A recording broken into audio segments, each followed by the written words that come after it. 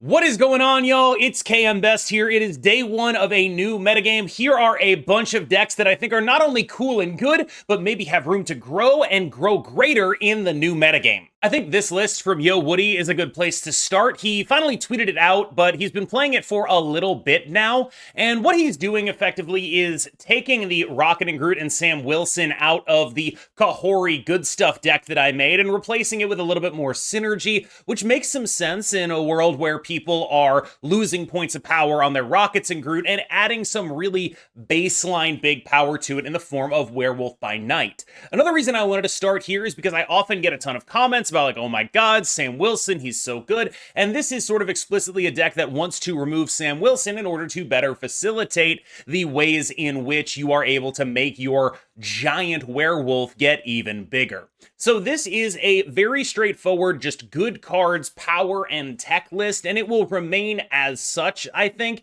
What you're doing here is generally a good recipe. You have not only the ability to create all of these very large, cheap cards with Iron Patriot and the Hood, and repeat those as necessary with Misery, but you also have the ability to make very large werewolves by night. You have tech cards in the form of Shang-Chi and Juggernaut that make those cards incredibly impactful because you win one lane with your big guy, you win another lane with Shang-Chi, Juggernaut, and some stuff. That's a really classic recipe to win. There is, of course, the one notable downside of it's not always great to be a deck that relies on moving to scale, but that is a weakness that both Sam Wilson and the Werewolf by Night share. When you run into things like Scream and Craven, that is generally going to be pretty unpleasant for you, regardless of which moving scaler you decide to use. This is a powerful alternate list, and I do think that for people that wanted to try Kahori but didn't want to feel like it was locked to being a Sam Wilson card,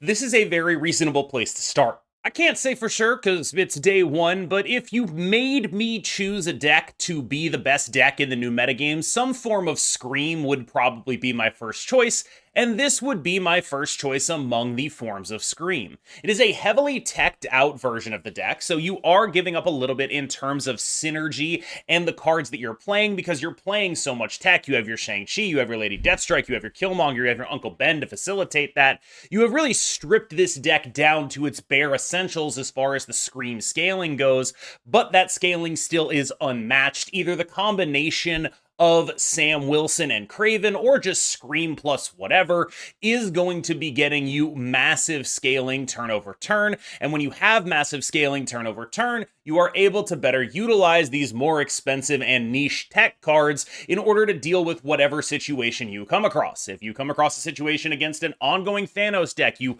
blow up all of their stones and you feel really, really smart about that, for example. If you come across a situation where someone is playing Bullseye, you blow up their Bullseye and feel really smart about that, for example. If someone makes a 10 power card, you blow up their 10 power card and feel really smart about it. You kind of see where this is going. This is a deck that has an elite core of scaling 2-drops, the best core of scaling 2-drops in the game, and that makes it very customizable to whatever it is that you're actually seeing. If we move into a metagame that is dominated by something like Mr. Negative, suddenly this is a deck that is very able to compensate for the fact that Mobius is only a 3-power card and is able to play stuff like that and have it in their deck without actually being too worried about it. A very customizable deck to the metagame. You can basically mess around with whatever slots you want here.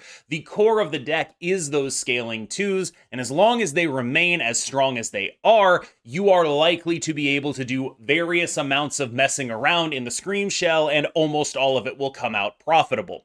One thing I do want to say explicitly is this is a deck that, based on my research, is very, very underplayed at low levels. And by that, I mean levels below Infinite, and maybe even in Infinite.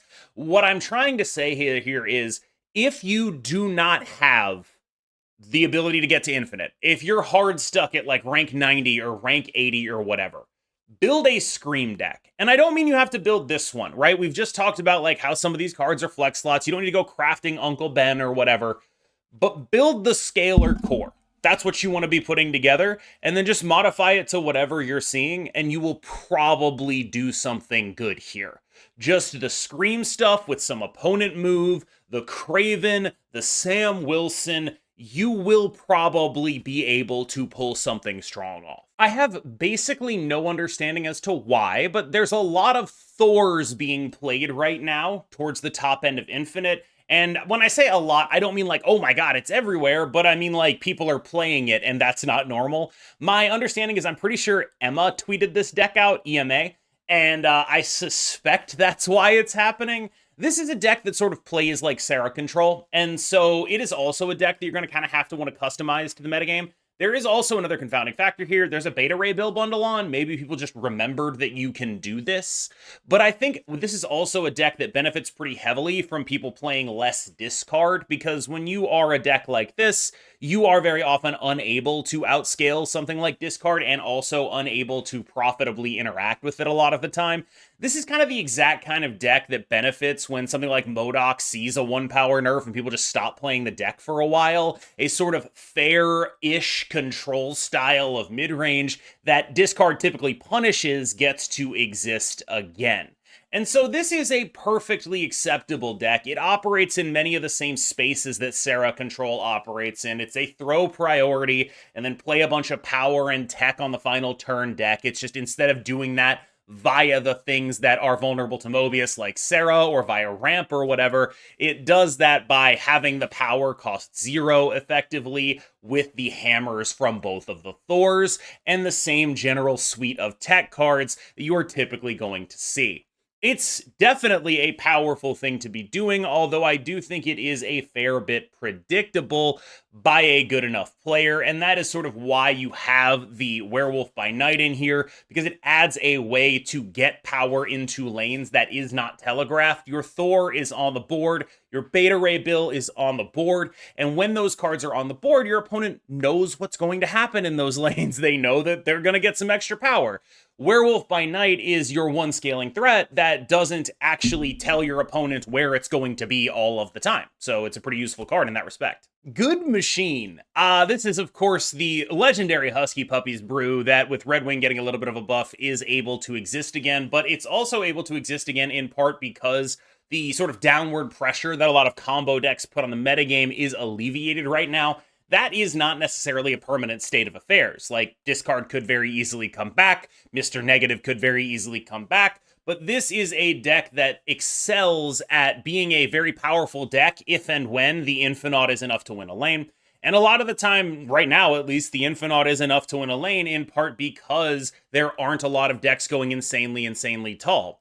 If you are seeing a lot of discard, if you are seeing a lot of Mr. Negative, this is a deck that I wouldn't necessarily recommend. It's a very metagame dependent deck. This deck is only as good as points are, and it's only as good effectively as 20 points are. So if you are in a metagame where your opponents are like easily getting to like 35 or whatever, and there's not a lot of decks that are doing that, but like typically the discard ones can, then you typically don't want to play this. So the nerf to MODOK hitting the play rate of discard is very notable. The fact that I haven't seen a vast amount of Mr. Negative right now is very notable. Those are things that matter. These are not permanent states of affairs. And what I'm trying to drive home here is I think people tend to look at deck power as more absolute than it is. Like, I'm not going to sit here and tell you everything is contextual, but some decks are much more vulnerable to changing contexts than others. A typical mid-range deck is going to be a little bit more able to adapt to whatever the challenges the metagame is throwing at it are, because it is not locked in on a specific synergy. That is part of why mid-range decks have been such a constant presence, because it hasn't been the same mid-range deck each time. It's been a good points engine and then some tech that's relevant to the metagame. That is the way in which they are able to adapt. A deck like this is not able to adapt because it's devoting so much of its cards in the deck to the engine. Like, it has to play a certain amount of things in order for the deck to function. It is a deck that is all engine and is therefore unable to adapt when that engine doesn't line up well. And so it is much more defined by what its opponents are doing and whether or not it matches up well into that than a deck like a mid-range deck that can typically adjust. The way I would think about this deck is almost like Hela, like a sort of fairer Hela, which is not a great thing to be, but it is a powerful enough deck in terms of point output that I think the comparison is reasonable. This is a deck that is good if your opponent isn't playing like a negative Iron Man or a 75 power Morbius, things of that nature. It'll be able to go over the top of mid-range decks. That's the role of a deck like this. However, you will run into problems when people are playing true combo. In other card games, the typical like sort of arrow chart that people make of metagames is like mid-range loses to ramp, loses to combo. And in that analogy, this is the ramp deck. It's there to beat mid-range decks, but lose to combo decks. And so it's only going to be as good as those matchups are prevalent. How much of a hater are you? So this is a deck that I think has a couple of natural predators that we've already talked about in this video. Like, for example, the Killmonger Lady Deathstrike Scream deck is very much less vulnerable to getting clogged than other builds of that deck. And any deck playing Misery is also very much less vulnerable to getting clogged. So you look at the Werewolf Misery deck, very much less vulnerable to getting clogged. This is another deck that is sort of matchup dependent, where it is there almost to beat up on the combo decks that really care about board space, things like Thanos, which is sort of hard to categorize in terms of like typical card game archetypes.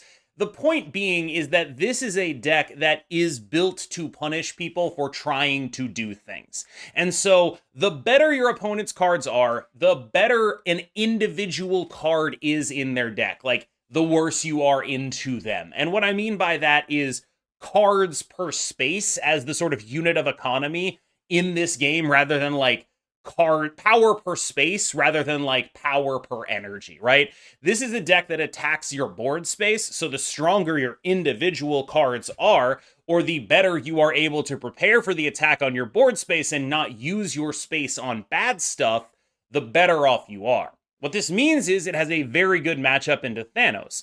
Thanos' best draws are actually also this deck's exact thing that it wants to see. It also means that it has a pretty good matchup into other combo decks when it has enough time to set up and make things unpleasant for them. Clog is an archetype that comes out, I think, mostly when metagames are not super pleasant, but it's worth talking about because this is a powerful deck right now. One thing that is notable is playing Enchantress instead of Shang-Chi. I think a lot of that is down to the fact that there is still a large amount of ongoing, but that's very much just like a thing that I did, if only because I kind of think that this deck covers for big guys better than it covers for wide things, if that makes sense.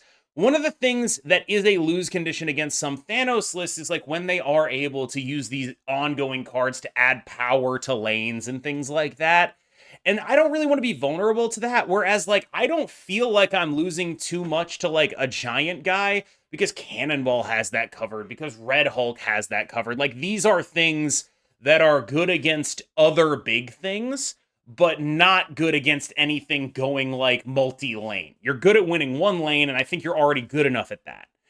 I do think that it'd be reasonable to make the swap back. This is like a very sort of like specific decision being made here. These decks have been tooling around for a while, and I think if you're looking to play Captain Carter, there's likely not going to be a better option than this. What I really like about this deck is that it's leaning into like, okay, so we know the problems with Captain Carter are that you aren't really able to play it late. If you have only one turn of Sarah, you still need to play it and then back it up as well. That can be really bad. So this deck is like, what if we solved that by getting 2 turns of Sarah?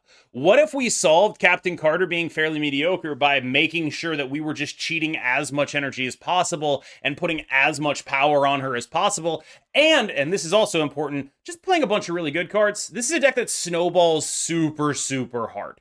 This is a very funny take on Sarah because it's actually like techless Sarah. It doesn't care about interacting with your opponents in any way. It actually sort of plays and looks more like a surfer deck. And the reason I'm putting this on here is not necessarily that I think it's like, wow, amazing, the best way to do Sarah, but I do think that it's gonna be a lot harder to find a good Captain Carter deck than people think. And I also think that weekend missions are coming up and people are gonna be looking for that. And I think that this is actually the kind of thing that can catch people off guard in a meaningful way. I certainly do not expect power output to be the main thing that a Sarah deck does against me. This is a Rampnos list from Derek. It's a powerful attempt at just playing what I guess you would reasonably call just good cards Thanos instead of leaning into the ongoing synergies as most Thanoses have been doing. I think it's a fairly clear reaction to the way in which the metagame has warped around the ongoing synergies, where you just don't want to be a deck that is vulnerable to Enchantress anymore. You don't want to be a deck that is as vulnerable to Killmonger anymore. And I will say that, like, it's not like you're not vulnerable to Killmonger, but you're not vulnerable to Killmonger the way that an ongoing Thanos deck is. An ongoing Thanos deck playing Blue Marvel, playing Spectrum, playing Goliath cares drastically more about getting Killmonger than this deck does. Another thing you're going to want to watch out for, though, is that you are going to be in some dogfights with various Affliction decks. Those are very relevant threats against a deck that is not being able to, like, give more points to those cards, that is able to, like, make your investment in putting points on the board minimal. This is also a version of the deck that I think is probably a little bit worse into Clog specifically. Like, it's definitely a little touch and go when your good draws are also their good draws. And so you end up with a deck that I think is powerful and can catch people off guard. It's hard for a deck with this many good cards in it to be bad. And frankly, I think it's representative of just how far Thanos has come. I don't necessarily think that Thanos is, like, already back to guaranteed tier 1 status, but over the course of time, they have legitimately buffed Thanos to the point that he is just an actively good card. One of the things that really should strike you when playing Thanos is that although you are putting more cards in your deck than Agamotto, since you start with Thanos in hand, you actually only put one more card in your deck, effectively, and your cards all draw cards. And I think that that is sort of an unnoticed but powerful thing that is happening with the archetype right now. Another powerful thing is just, if you get the Time Stone and the Soul Stone, that's just a 5/12 that can't be Shang-Chi'd, and that might just be a playable card on its own. And it starts in your hand every game. Afflict is going to be a powerful strategy into a lot of this stuff. I'm looking at this list, not necessarily because I'm still worried about Skrull, but because there are just very few people playing a Luke Cage to punish it, which means it's generally going to be a pretty good time to play this.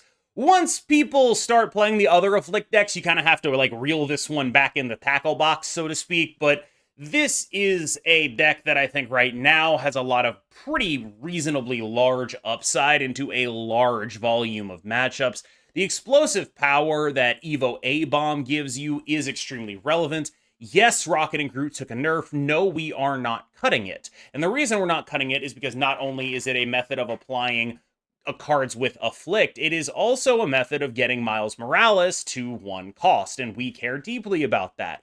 This is a deck that is a final turn explosion of power deck. That's what you're actually trying to do, and you're trying to do it in such ways as final turn Miles Morales, 0 cost Abomination, and play an Ajax. That's a very difficult turn for anything playing fair to beat, and there are a lot of decks playing fair right now. All right, y'all, thank you so much for watching. As always, I have been KMBest. What have you been succeeding with early in this new metagame? Let me know in the comments. I still read all of them. Remember to like and subscribe.